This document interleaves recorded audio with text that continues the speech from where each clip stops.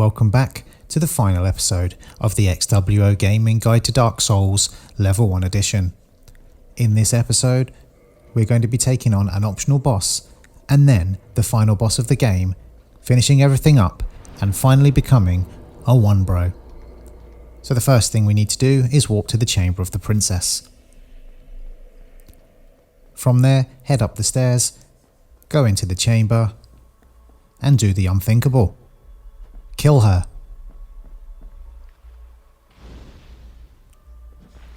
Once you've committed this despicable act, watch the cutscene. Thou that tarnisheth the godmother's image, I am Gwendolyn. And thy transgression shall not go unpunished. Thou shalt perish in the twilight of Anor Londo.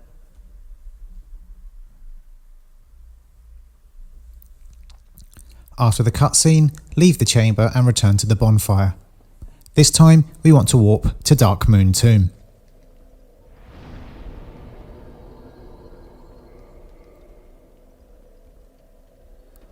Once there, run down the stairs just past the bonfire and go through the fog gate. Once again, enjoy the cutscene that happens.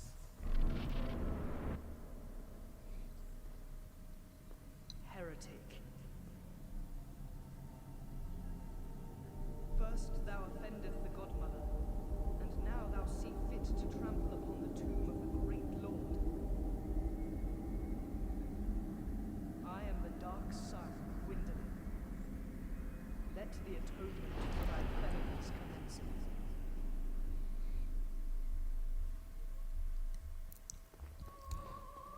And this optional boss is Dark Sun Gwendolin. You face this boss in a long corridor that never ends. To defeat this boss, with your fire weapon or your chaos weapon equipped, you've got to chase the boss down and defeat him, dodging to the left and right, making sure you don't get hit by any of the projectiles coming towards you. The easiest way to defeat this boss is to just keep running towards, dodging the attacks by running in a diagonal line. Once you get up close, you've got enough time to get a few hits in before the boss teleports away, and then we just rinse and repeat. For best results, once you reach the boss, you want to attack with your weapon in two hands. Once you're up close, even as the boss is disappearing, you're still able to get a few hits in. As you saw just there, the boss had completely vanished, but I was still able to get some damage in.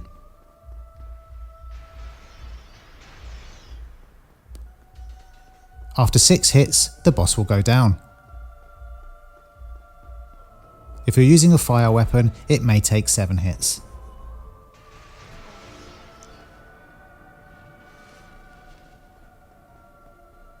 Just bear in mind, the closer you get, the quicker he'll teleport away.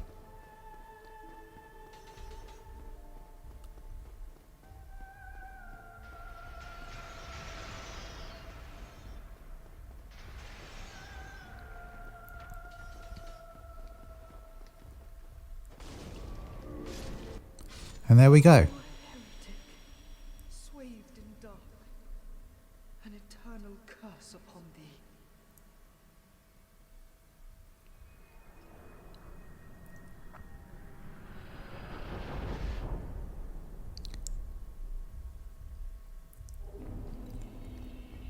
Now that the boss is defeated, we obtain the soul of Gwendolyn and the never-ending corridor comes to an end. Continue down the corridor and into the large chamber.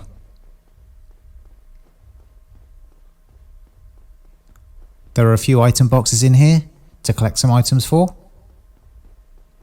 We have a dead end down the right hand side. And in the treasure box, we can pick up the brass armor set. Continue onto the chest in the middle and open that up for the Sunlight Blade Miracle. The chest on the left is empty. What a crock.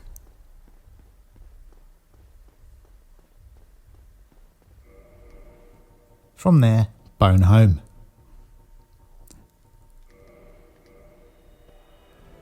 Make your way back to Firelink Shrine. Rest if you need to, and repair your equipment.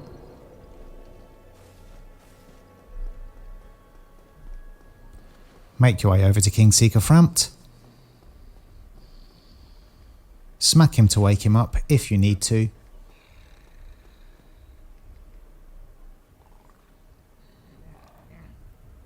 And ask him to take you down to the Kiln of the First Flame.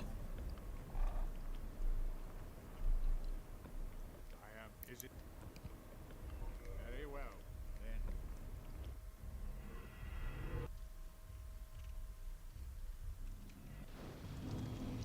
Now that we're here at Firelink Altar,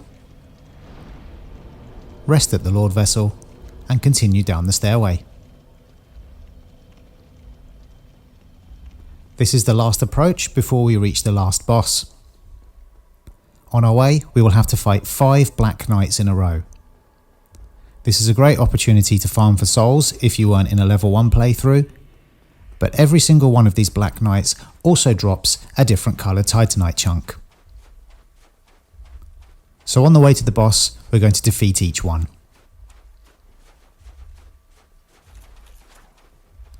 Like all Black Knights, fish for a backstab and use ranged attacks.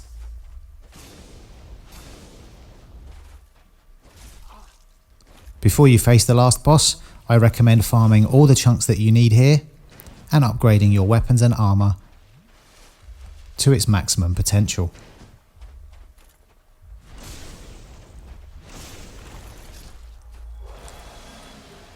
The first Black Knight drops a Titanite chunk.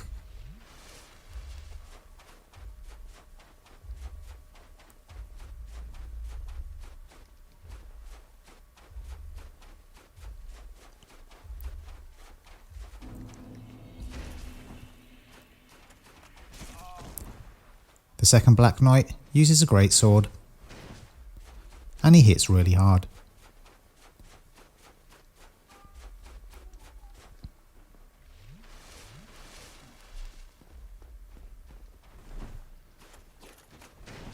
Be careful with this one, as he does have one wind-up attack, which can kill you in one hit.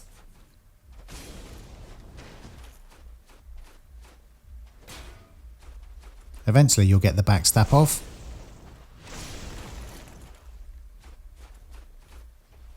and 2 in a row. This guy drops a red Titanite chunk.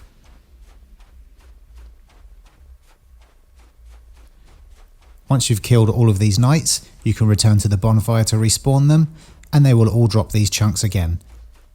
There is no drop rate, it is guaranteed every single time you kill them.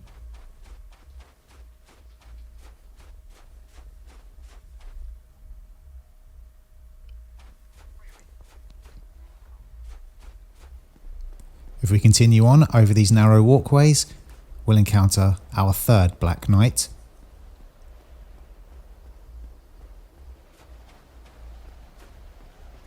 This one can be tricky because of the narrow space you've got to fight him in, but keep the pillar in between you and him, and fish for a backstab again. If you're confident, parry him. But most importantly, make sure he doesn't fall off the edge, because you will not get the Titanite chunk that he drops.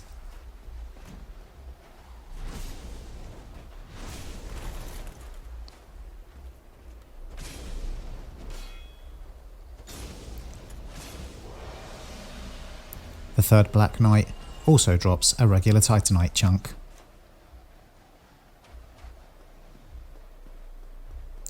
Pressing on, reaching the end of the narrow walkways, we come to the final stairway of the game. Head on down to encounter the fourth Black Knight.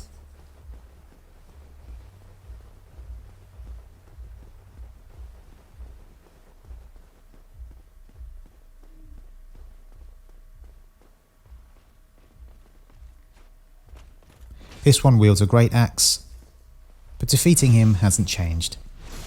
Constant fishing for backstabs, and keeping your distance, or rolling away.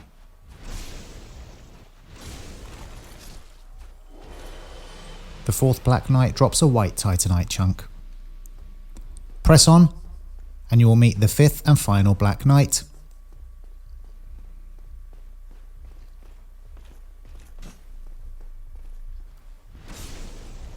And the usual routine applies.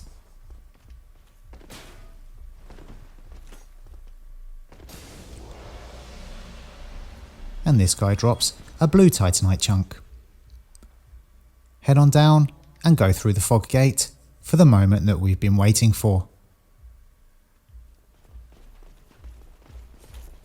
Through the fog gate is the main event.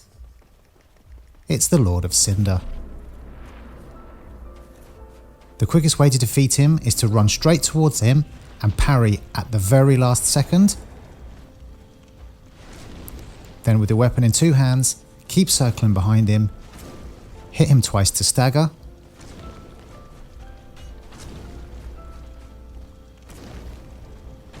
and just keep circling around and hitting him twice. As long as you get 2 hits in, he will always stagger.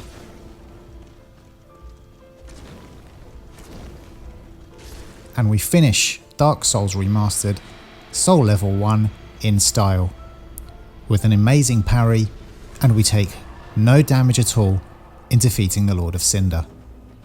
Congratulations, you've just completed Dark Souls at Soul Level 1, and you are now a 1 bro.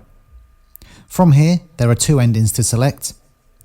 You can either light the bonfire at the back of the room, or you can just leave the boss arena. I won't show what the endings are, in case this is your first time playing the game, but I did choose to light the bonfire.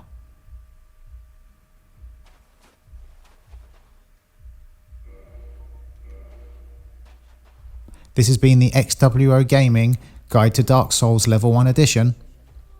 You are officially a 1 bro.